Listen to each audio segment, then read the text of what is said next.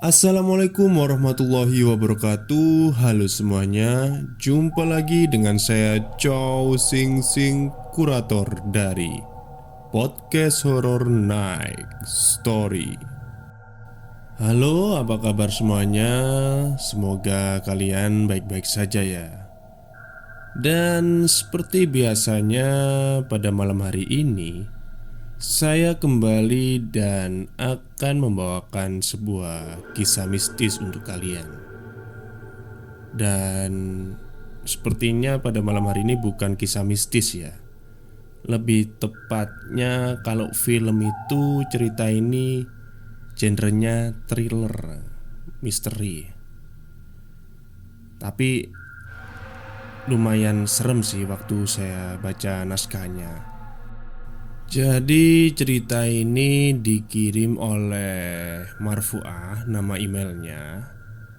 Dia bercerita tentang kejadian nyata yang dialami Pak D-nya pada saat masih muda dulu. Seperti apa kisahnya? Mari kita simak. Halo Mr. Chow Sing Sing. Sebelumnya saya minta maaf kalau ini bukan cerita hantu atau mistis. Jadi ini adalah kejadian nyata yang dialami Pak D saya waktu masih muda dulu.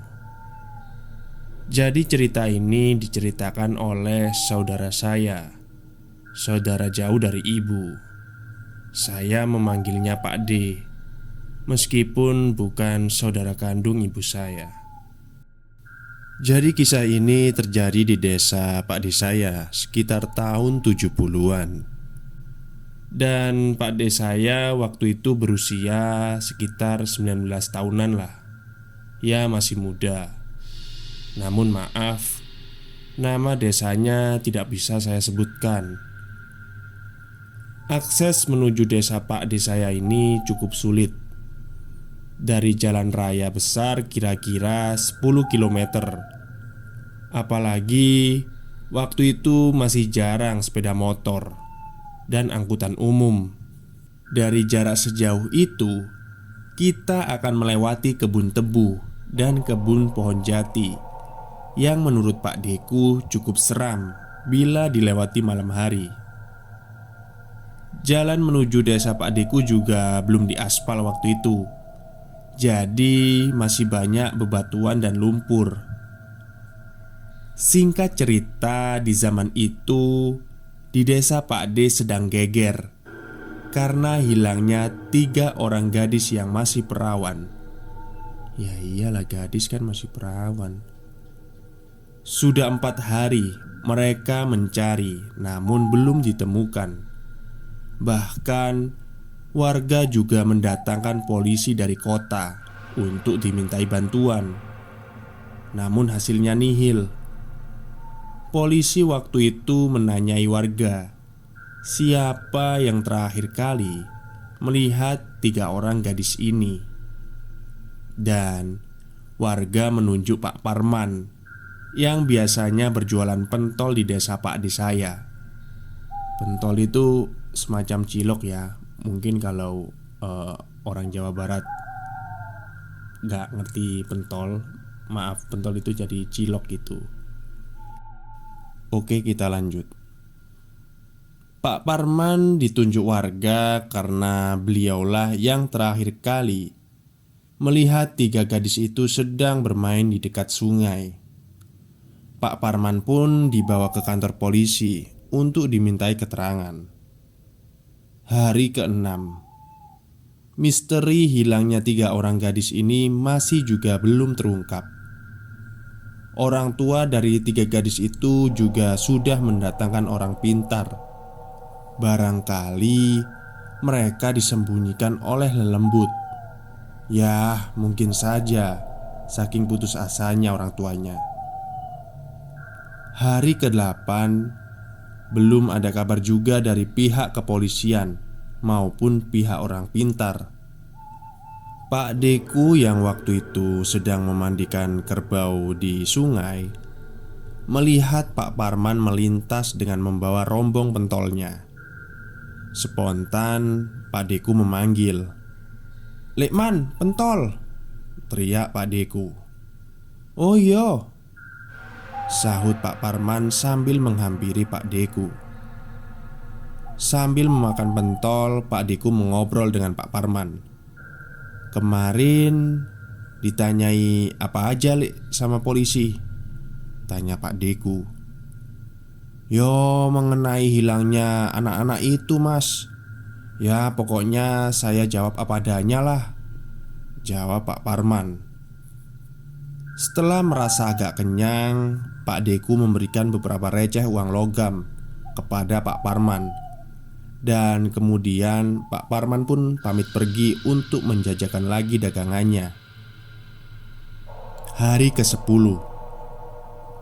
Waktu itu jam menunjukkan pukul 9 malam. Pak Deku masih terjaga karena dia dan 3 orang temannya ada jadwal ronda malam. Mereka berempat berkumpul di pos kampling sambil nyeruput kopi dan rokok. Di tengah-tengah obrolan, Hendro, teman Pak D, nyeletuk, kalian pernah nggak sih ngelihat mobil pickup hitam sering keliling desa?" Celetuk Hendro. "Oh iya, aku tadi siang juga ngelihat waktu aku mancing di sungai," jawab Jainul, teman Pak D saya juga. "Mohon maaf sebelumnya. Nama tokoh dalam cerita ini saya samarkan semua. Oke, kita lanjut." Mendengar pembicaraan mereka, Pak D saya memotong pembicaraan. Mungkin itu mobilnya Pak Lurah atau Pak Andi juragan beras. Kan mereka punya mobil pickup juga," sahut Pak D saya.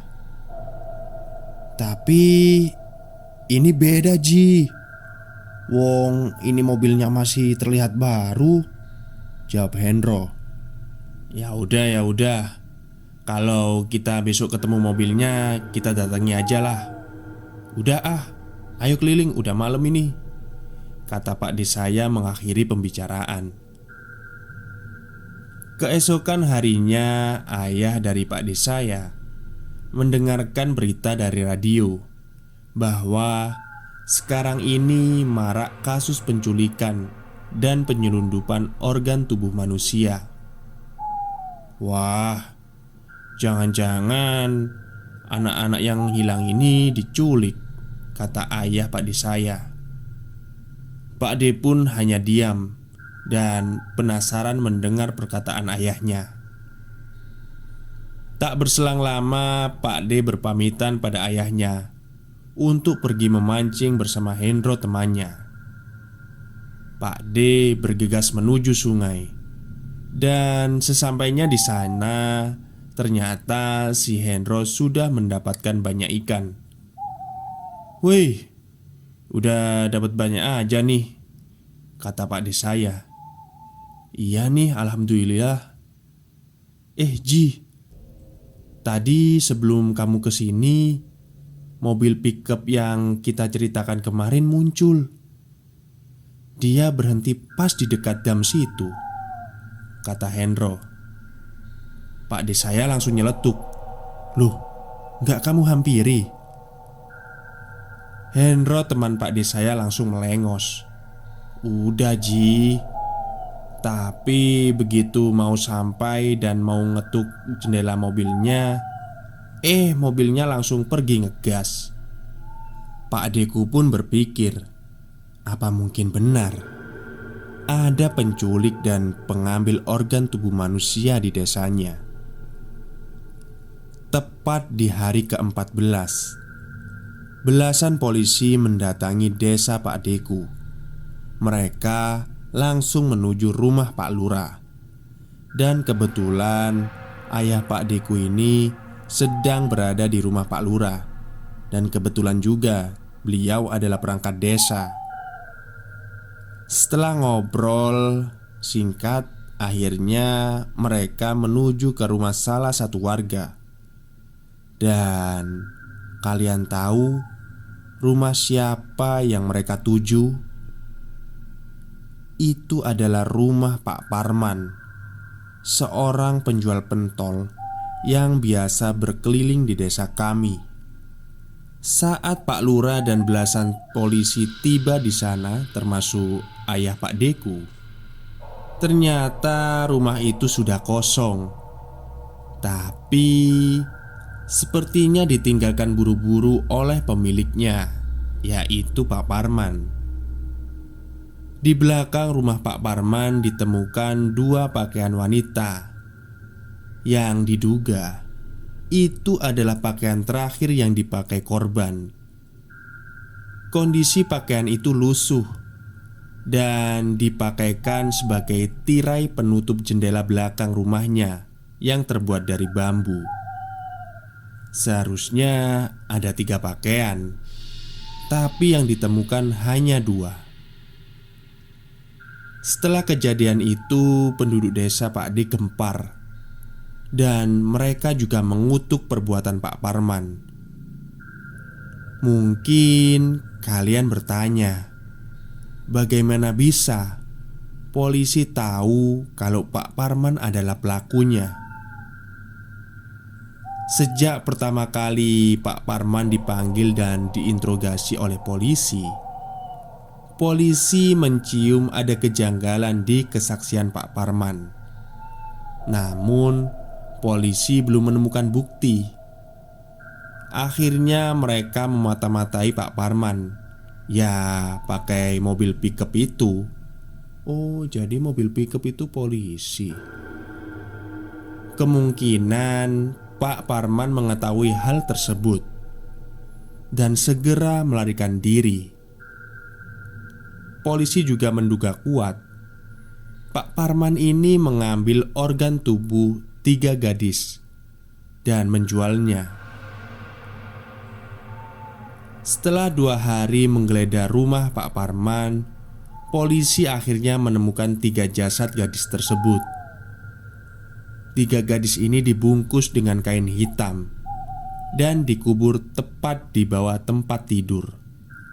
Dan yang lebih mengejutkan lagi, organ tubuh mereka utuh, disimpan di sebuah guci.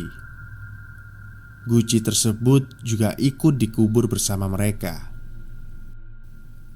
Polisi pun menemukan keanehan dari 3 jasad gadis ini. 2 dari 3 jasad ini tidak memiliki daging, alias hanya tulang belulang. Sedangkan yang satunya masih utuh, tapi sudah membusuk. Sekian cerita dari saya. Dan kata Pak D saya, keadaan ataupun keberadaan Pak Parman ini belum bisa ditemukan. Tapi banyak orang yang spekulasi bahwa Pak Parman ini sudah meninggal. Ya, tidak tahulah. Oke, mungkin itu saja yang bisa saya sampaikan, Mr. Chow Sing Sing. Semoga bisa menghibur. Baik, terima kasih kepada Non Marfu'ah yang sudah mengirimkan pengalaman Pak D-nya ya. Jadi ini memang kisah kali ini tidak ada unsur mistis ataupun ya hantu-hantuan nggak ada. Cuman kalau saya ada di posisi Pak D-nya itu bisa merasakan gitu keadaan desa waktu itu. Gimana ya kak? Wah, keren lah pokoknya, serem banget gitu. Dan saya juga punya pikiran sih ya, semoga aja enggak. Itu kan katanya ada 3 gadis, 2 gadis ini dagingnya kan sudah habis, tapi yang satunya masih utuh. Masa daging yang dipakai Pak Parman ini buat pentol ini daging ayam. Ya saya nggak tahu lah. Oke, mungkin itu saja yang bisa saya sampaikan pada malam hari ini. Semoga kalian semua terhibur. Selamat malam dan selamat beristirahat.